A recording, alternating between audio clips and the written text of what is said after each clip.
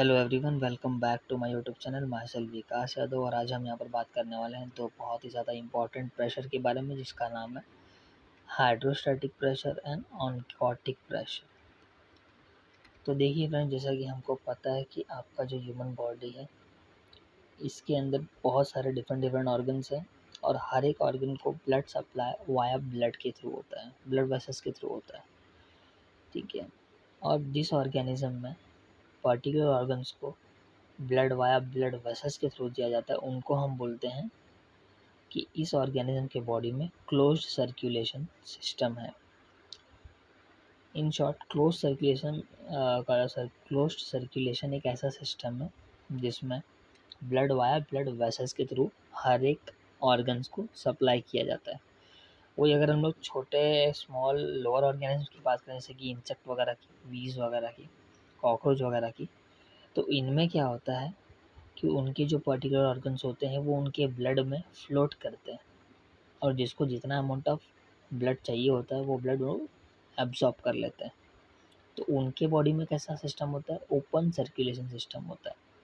और हमारे बॉडी में कैसा सर्कुलेशन है? क्लोज्ड सर्कुलेशन, जिसमें क्या होता है कि बॉडी में पर्टिकुलर ऑर्गन्स को ब्लड वाया ब्लड वेसल्स के थ्रू दिया जाता है। लेकिन फ्रेंड्स, जैसा कि हमको पता है कि आपका जो बॉडी है वो किससे बना है? सेल से बना है। अब सेल कैसे होते हैं? बहुत ही ज़्यादा छोटे स्ट्रक्चर्स होते हैं। अब इतने ज़्यादा छोटी आपकी ब्लड वेसल्स नहीं हो सकती है। ठीक है। तो बात यहाँ पर आती है कि भैया जो इतने छोटे सेल्स हैं, जिन्होंने क्या किया, हर एक ऑर्गन्स को बनाया है। ठीक है, क्योंकि हमको कॉन्सेप्ट कैसा पता है कि आपके जो सेल होते हैं, इनका एक ग्रुप होता है, वो ग्रुप मिलकर क्या बनाता है? आपका टिश्यू बनाता है। फिर ये टिश्यू का ग्रुप मिलकर क्या बनाता है? वहाँ पर ऑर्गन, और बहुत सारे ऑर्गन मिलकर ऑर्गन सिस्टम बनाते हैं, और फिर फाइनली एक ऑर्गेनिज्म बन जाता है। ये हमको पता है। तो यहाँ पर जो पर्टिकुलर जो ऑर्गन है वो किससे बना है? आपके टिश्यू से बना, और टिश्यू का सबसे छोटा यूनिट क्या है? आपका सेल। अब हमारे बॉडी में इतने पतले ब्लड वेसल्स नहीं है कि सेल्स को ब्लड दे सकें। तो बात आती है कि आपके सेल्स को कैसे ब्लड मिलेगा। तो यहाँ पर एक कॉन्सेप्ट आता है, क्या आपका इंटरस्टिशियल स्पेस का। किसका कॉन्सेप्ट आएगा? आपका इंटरस्टिशियल स्पेस। Interstitial space. अब ये इंटरस्टिशियल स्पेस होता क्या है? सपोज ये आपका है ब्लड वेसल, और इस ब्लड वेसल्स के अगल बगल कुछ वहाँ पर सेल्स हैं। ये वहाँ पर आपके सेल्स हैं। तो सेल्स के आसपास आपको जो ये छोटा छोटा थोड़ा बहुत स्पेस दिख रहा है ना, बीच बीच में, ये यहाँ पर यहाँ पर यहाँ पर, इसी को हम लोग क्या बोलते हैं? Interstitial space. क्या बोलते हैं इसको हम लोग? Interstitial space. अब होता क्या है कि जैसे कि आपके जो यहाँ पर ये सेल आपको दिख रहे हैं, तो ये सेल क्या करते हैं? अपना मेटाबॉलिक एक्टिविटीज़ तो करेंगे ही। अगर ये अपना मेटाबॉलिक एक्टिविटीज़ वहाँ पर परफॉर्म करेंगे तो इनको न्यूट्रिशन भी चाहिए रहेगा। अब वो न्यूट्रिशन इनके पास आएगा कैसे? वो न्यूट्रिशन आता है इनके पास via the pressure which I have told above, which is hydrostatic pressure and oncotic pressure. अब ये हाइड्रोस्टैटिक प्रेशर और ऑनकोटिक प्रेशर होता क्या है, उसके बारे में मैं थोड़ा आपको बता देता हूँ। देखिए, हाँ, थोड़ा सा मैं आपको और बता दूँ कि जो आपके ब्लड वेसल्स होते हैं, जैसे कि अगर हम लोग, हमारे बॉडी में दो टाइप के ब्लड वेसल्स होते हैं। एक आपके पास है आर्टरीज, और एक आपके पास है वेन्स। आर्टरीज ब्लड कैरी करती हैं अवे फ्रॉम द हार्ट, और वेन्स ब्लड कैरी करते हैं टूवर्ड्स द हार्ट। ओके। या तो आप ऐसा ही बोल सकते हो कि आर्टरीज में ऑक्सीजनेटेड ब्लड होता है, या तो ऑक्सीजन रिच ब्लड होता है, और वेन्स में कार्बोनेटेड ब्लड होता है, जिसको आप डीऑक्सीजनेटेड ब्लड बोल सकते हो, डीऑक्सीजनेटेड ब्लड। थोड़ा सा मैं आपको और बता देता हूँ कि भैया जब आपके आर्टरीज बिगेस्ट आर्टरी जो होती है आपकी, लार्जेस्ट आर्टरी बोल सकते हो बॉडी की, तो वो होती है आपकी अरोटा।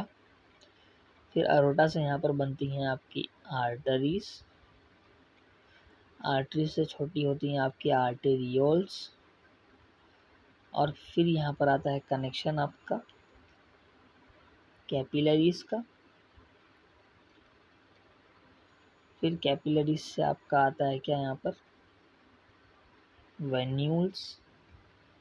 फिर वेन्यूल्स से बड़ा जो स्ट्रक्चर आपका वेन्स होता है, और वेन से जो सबसे बड़ा स्ट्रक्चर होता है वो आपका वेना कावा होता है।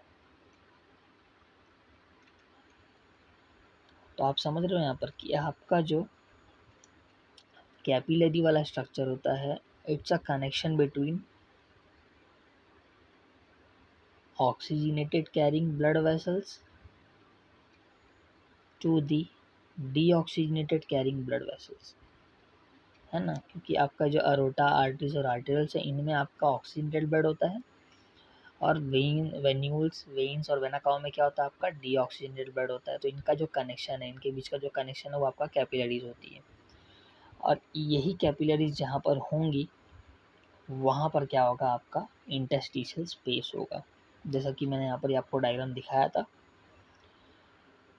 तो ये जो स्ट्रक्चर आपको दिख रहा है ये आपका है कैपिलरी,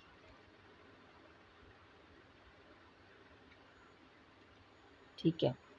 तो कैपिलरी का जो ये वाला एंड दिख रहा है आपका, ये आर्टेरियोलर एंड है आपका, आर्टेरियोलर एंड।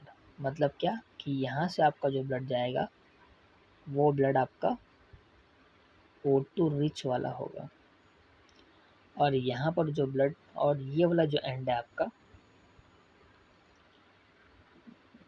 ये वाला एंड है आपका वेन्यूल एंड, मतलब वेन बोल सकते हो। और ये बीच में आपका क्या कैपिलरीज, और दोनों साइड क्या रहेंगे आपके सेल रहेंगे, और सेल के बीच में क्या आपका इंटरस्टिशियल स्पेस तो है ही है ना। अब होता क्या है कि आर्टरीज के साइड आपको पता है कि वहाँ पर प्रेशर ज़्यादा होता है ना। तो आर्टेरियल एंड के साइड जो आपका प्रेशर होता है वो होता है आपका हाइड्रोस्टैटिक प्रेशर। तो आर्टेरियल एंड से साइड से जो आपका प्रेशर रहेगा, यहाँ पर क्या होगा आपका हाइड्रोस्टैटिक प्रेशर, और वेन में आपको पता है कि प्रेशर कम होता है, और जो ऑनकोटिक प्रेशर होता है वो क्या होता है प्रेशर कम होता है उसके अंदर। तो इस साइड क्या होगा आपका ऑनकोटिक प्रेशर। अब ये जो हाइड्रोस्टैटिक प्रेशर होता है ये क्या डिनोट कर रहा है यहाँ पर, ये एक ऐसा प्रेशर होता है जो क्या करता है यहाँ पर refers to the force that is exerted by the fluid inside the blood capillaries against the capillary wall। मतलब क्या कि आपका जो ब्लड है उसके अंदर जो भी फ्लूइड है, जैसे कि आपको मालूम है जो आपका ब्लड का कॉम्पोजिशन होता है उसमें ब्लड सेल्स होते हैं और प्लाज्मा होता है, और प्लाज्मा आपका 90% किससे बना, आपके वाटर मॉलिक्यूल से बना है। तो जो वाटर मॉलिक्यूल्स यहाँ पर आपके ब्लड में होते हैं वो क्या करते हैं, प्रेशर एग्जर्ट करते हैं, कहाँ पर, कैपिलरी वॉल के ऊपर। ये जो आपका कैपिलरी वॉल है इसके ऊपर क्या करेंगे, प्रेशर एग्जर्ट करेंगे, और उस प्रेशर की वजह से क्या होता है यहाँ पर आपका जो न्यूट्रिटिव पार्ट है वो लीक हो जाता है, ठीक है। अब जब वो न्यूट्रिटिव पार्ट आपका लीक हो जाएगा तो ये न्यूट्रिटिव पार्ट कौन एब्जॉर्ब करेंगे, आपके सेल एब्जॉर्ब कर लेंगे, और जो सेल के पास उनका मेटाबॉलिक वेस्ट प्रोडक्ट होगा वो सेल्स क्या करेंगे, उनको इस इंटरस्टिशियल स्पेस में डाल देंगे। समझ रहे हो यहाँ पर क्या हो रहा है, हाइड्रोस्टैटिक प्रेशर की वजह से क्या हुआ, जो भी न्यूट्रिटिव पार्ट था आपके ब्लड वेसल्स में वो सब आपका इंटरस्टिशियल स्पेस में आ गया। इंटरस्टिशियल स्पेस में आने के बाद वो आपके कहाँ पर चले जाएंगे, आपके सेल के अंदर चले जाएंगे। तो जो भी न्यूट्रिटिव पार्ट था वो आपके सेल के अंदर एब्जॉर्ब हो जाएगा by the process of diffusion. और आपके सेल ने जो मेटाबॉलिक एक्टिविटीज़ परफॉर्म की रहेंगी, उस मेटाबॉलिक एक्टिविटीज़ की वजह से जो वहाँ पर वेस्ट बना होगा, उस मेटाबॉलिक वेस्ट को आपका सेल क्या करेगा, इंटरस्टिशियल स्पेस में डाल देगा। अब इस इंटरस्टिशियल स्पेस में क्या एक्यूमुलेट हो गया, आपका मेटाबॉलिक वेस्ट। तो जैसे आपका ये जो ब्लड वेसल्स यहाँ पर था वो आगे मूव ऑन करेगा, तो पहले यहाँ पर क्या हुआ कि फ्लूइड लीक हो गया है। फ्लूइड अगर लीक हो जाएगा तो यहाँ पर जो पहले का प्रेशर था वो प्रेशर आपका कम हो जाएगा। समझ रहे हो आप, जो आपका हाइड्रोस्टैटिक प्रेशर था जब यहाँ पर लीकिंग ऑफ फ्लूइड हुआ आउटसाइड द कैपिलरीज, तो यहाँ पर जो प्रेशर था वो डिक्रीज़ हो गया। अब ये प्रेशर जब डिक्रीज़ हो जाएगा तो यहाँ पर जो आपका आगे ब्लड मूव होगा उसमें ऑनकोटिक प्रेशर आएगा, जिसको हम ऑनकोटिक प्रेशर बोलते हैं। तो ऑनकोटिक प्रेशर क्या होगा, compare to hydrostatic pressure low होगा। अगर ऑनकोटिक प्रेशर लो होगा तो यहाँ पर जो आपका फ्लूइड एक्यूमुलेट हुआ है कहाँ पर, आपके इंटरस्टिशियल स्पेस में, वो from high pressure to low pressure move करेगा। तो यहाँ पर जो आपका इंटरस्टिशियल स्पेस में जो फ्लूइड है, तो यहाँ पर प्रेशर क्या हो जाता है, हाई हो जाता है। क्यों? क्योंकि यहाँ पर लीकिंग हुआ था, क्योंकि यहाँ पर हाइड्रोस्टैटिक प्रेशर ज़्यादा था। तो हाइड्रोस्टैटिक प्रेशर जब ज़्यादा था वहाँ पर, तो आर्टेरियल एंड से क्या हुआ कि आपका फ्लूइड लीक हुआ, ठीक है, from the walls of capillaries. जैसे ही यहाँ पर लीकिंग हुआ तो यहाँ पर आपका एक्यूमुलेशन बढ़ जाएगा, किसका, आपके फ्लूइड का। फ्लूइड का जब यहाँ पर एक्यूमुलेशन बढ़ जाएगा तो वो तो प्रेशर एग्जर्ट करेगा ना। अब ये प्रेशर एग्जर्ट करेगा कहाँ पर, जहाँ पर प्रेशर कम हो जाएगा। तो आपका जो वीनस एंड होता है, वीनस एंड, यहाँ पर प्रेशर कम रहता है, तो आपका जो इंटरस्टिशियल स्पेस में जो फ्लूइड है वो मूव करता है टूवर्ड्स दी वीनस एंड। और ये मूवमेंट क्यों होता है, क्योंकि आपके ब्लड वेसल्स में बच क्या जाता है। देखिए, आपका जो ब्लड वेसल्स होता है, हमने बोला कि आपके ब्लड में ब्लड सेल्स होते हैं और प्लाज्मा होता है। अब आपका जो प्लाज्मा होता है, इस प्लाज्मा में होते हैं आपके कुछ प्लाज्मा प्रोटीन्स, जिसमें आपका एल्ब्यूमिन है, ग्लोब्यूलिन है और फाइब्रिनोजेन है। तो ये प्रोटीन्स क्या करते हैं, वाटर मॉलिक्यूल को पुल करते हैं। क्या करते हैं ये लोग, वाटर मॉलिक्यूल को पुल। जैसे कि यहाँ पर जो हाइड्रोस्टैटिक प्रेशर हमने देखा था, तो हाइड्रोस्टैटिक प्रेशर में सिर्फ वाटर मॉलिक्यूल्स और न्यूट्रिटिव पार्ट लीक हुआ था, लेकिन जो आपके प्लाज्मा में प्रोटीन्स थे वो रह गए थे। तो वो प्रोटीन्स क्या करेंगे, आगे मूव करेंगे, और यही प्रोटीन जब यहाँ पर जाते हैं तो ये प्रोटीन क्या करते हैं, पुल करते हैं, किसको, आपके वाटर मॉलिक्यूल्स को। अब जब ये वाटर मॉलिक्यूल्स को पुल करेंगे फ्रॉम द इंटरस्टिशियल स्पेस, तो उनके साथ में जो आपका मेटाबॉलिक वेस्ट आपके सेल ने रिलीज किया था वो भी साथ में आ जाएगा, कहाँ पर, आपके वीनस एंड पर, ठीक है। तो ऐसे आपका जो मेटाबॉलिक वेस्ट और जो न्यूट्रिशन का सर्कुलेशन हो रहा है आपके सेल्स में, वो इन्हीं हाइड्रोस्टैटिक प्रेशर और ऑनकोटिक प्रेशर के ऊपर डिपेंड करता है, ठीक है। अगर मैं थोड़ा सा आपको और इलेबोरेट करके बताऊं, यहाँ पर तो मैंने अच्छे से समझा दिया है, ठीक है। थोड़ा सा यहाँ पर डायग्राम में दिखा देता हूँ आपको मैं, हाँ, कि जैसे ये वाला जो एंड है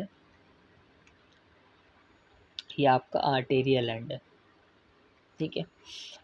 अब आर्टेरियल एंड पे मैंने बताया आपको क्या, कि यहाँ पर आपका प्रेशर ज़्यादा होता है, ठीक है। और यहाँ पर जो प्रेशर ज़्यादा होता है, आर्टेरियल एंड पे प्रेशर होता कौन सा, पहले तो हाइड्रोस्टैटिक प्रेशर होता है। यहाँ पर क्या होता है, हाइड्रोस्टैटिक प्रेशर। और यहाँ पर प्रेशर कितना बताया इसने, 35 mm ऑफ Hg, ठीक है।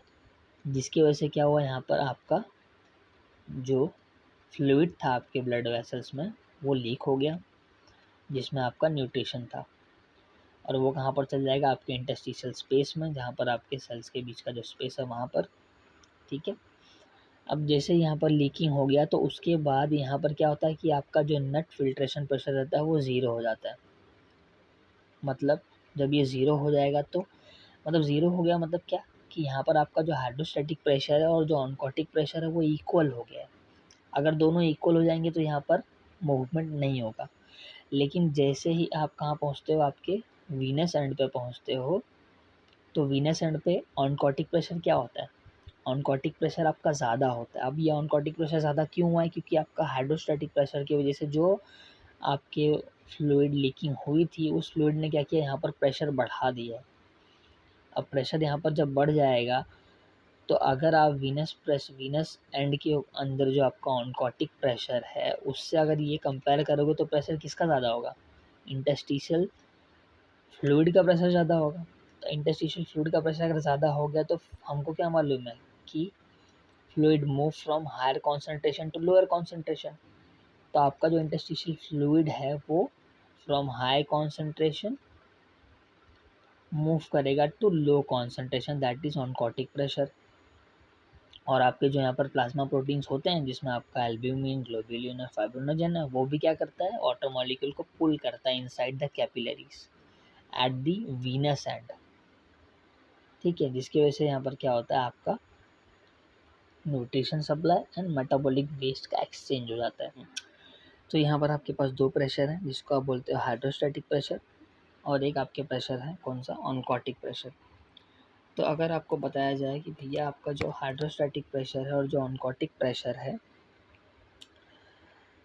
इसमें से हाइड्रोस्टैटिक प्रेशर की अगर आपको बात करें तो इनका वैल्यू होता है आपका 35 mm ऑफ Hg, और वही अगर मैं आपको बताऊं ऑनकोटिक प्रेशर कितना होता है तो ये होता है आपका 25 mm ऑफ Hg।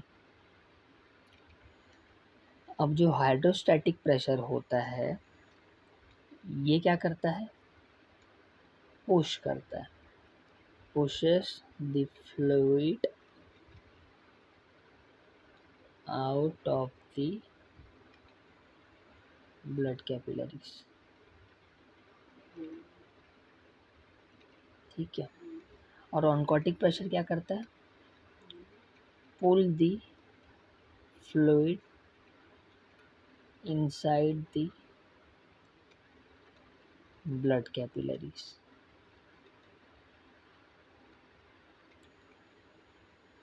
ठीक है, अब जैसा कि यहाँ पर हाइड्रोस्टैटिक प्रेशर यहाँ पर लिखा मैंने, क्या करता है, ये फ्लूइड को पुश करता है आउटसाइड दी ब्लड कैपिलरीज। अगर जब ब्लड कैपिलरीज के बाहर आपका जो फ्लूइड है वो जाएगा तो उसके अंदर न्यूट्रिटिव पार्ट भी जाएंगे, और न्यूट्रिटिव पार्ट जब जाएगा तो आपका जो इंटरस्टिशियल स्पेस है उस सेल में मतलब वहाँ पर एक्यूमुलेशन होगा उनका, और वहाँ से आपके सेल में चला जाएगा।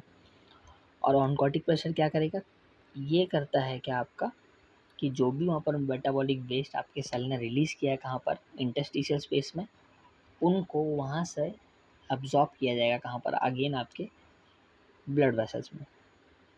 कौन से एंड पे, वीनस एंड पे, जैसा कि मैंने आपको बताया। अगर मैं आपको बता दूं कि आपका जो फंक्शन होता है किसका, आपका हाइड्रोस्टैटिक प्रेशर का, हाइड्रोस्टैटिक प्रेशर की अगर हम लोग फंक्शन की बात कर दें यहाँ पर, तो इनका फंक्शन होता है क्या, ये हेल्प करता है at the supply of nutrients to the tissue of the body. मतलब क्या, हाइड्रोस्टैटिक प्रेशर की मदद से ही जो भी न्यूट्रिशन है वो आपके टिश्यूज़ को प्रोवाइड किया जाता है। क्योंकि मैंने आपको पहले ही बता दिया कि जो आपके टिश्यूज़ हैं वो आपके सेल से बने हुए हैं, और इतनी छोटी कैपिलरीज आपके बॉडी में नहीं है कि वो हर एक सेल को न्यूट्रिशन दे सके। ठीक है, और जो आपका ऑनकोटिक प्रेशर होता है, तो हम अगर इसकी बात करें तो इनका फंक्शन क्या होता है, helps to remove metabolic waste from the tissues, है ना। जब आपके हर एक सेल को न्यूट्रिशन नहीं प्रोवाइड कर सकता आपका ब्लड वेसल्स, तो वो ब्लड वेसल्स वहाँ से वेस्ट कैसे निकाल पाएगा। तो यहाँ पर भी क्या होता है कि आपका जो ऑनकोटिक प्रेशर होता है वो क्या करता है, जो भी मेटाबॉलिक वेस्ट आपके सेल ने कलेक्ट किया है कहाँ पर, आपके इंटरस्टिशियल स्पेस में, उस स्पेस से उनको क्या करता है, रिमूव करता है। कौन? आपका ऑनकोटिक प्रेशर। तो ये आपका मेन फंक्शन किसके? आपके ऑनकोटिक प्रेशर का, और यहाँ पर ये हाइड्रोस्टैटिक प्रेशर का।